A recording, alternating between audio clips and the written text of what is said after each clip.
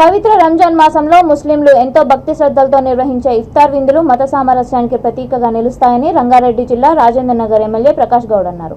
Rajendra Nagar BRS senior నాయకుడు మొహమ్మద్ ముర్తుజా అలీ ఆధ్వర్యంలో Rajendra Nagar Navajyothi youth club లో దావత్ ఏ ఇఫ్తార్ విందు ఏర్పాటు చేశారు. ఈ కార్యక్రమంలో పాల్గొన్న ఎమ్మెల్యే ముస్లిం సోదరులతో కలిసి ఉపవాసం విడిచారు.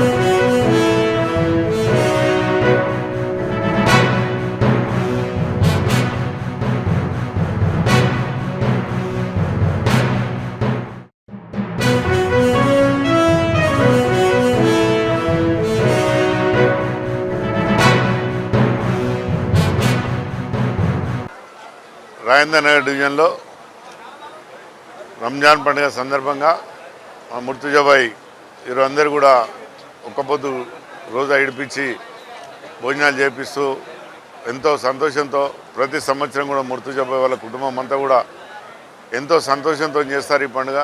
ఈ పండుగ అంటేనే ఒక సంతోషమైన పండుగ రంజాన్ పండుగ అంటేనే.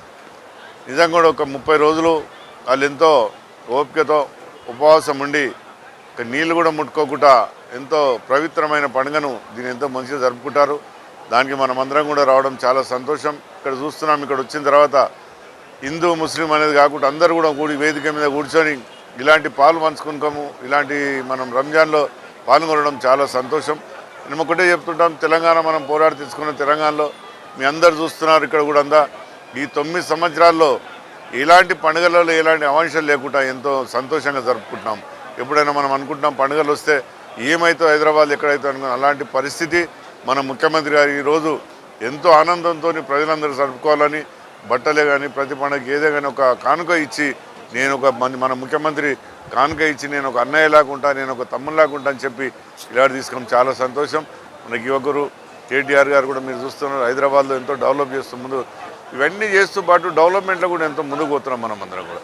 ఈరోజు ఇక్కడ ముర్తుజాబాయి పెట్టడం చాలా ఆనందం. ఎందుకంటే ఇక్కడ అంతా ముస్లిం సోదరులు చూసిన తర్వాత ఎంతో ఆనందం అనిపిస్తుంది. చూసినాం గతంలో కూడా మనం చూసేది, ఎప్పుడన్నా రంజాన్ పండుగ ఇఫ్తార్ పెట్టుకుంటే 10-20 మంది 100 మంది 200 మంది కనిపించేది.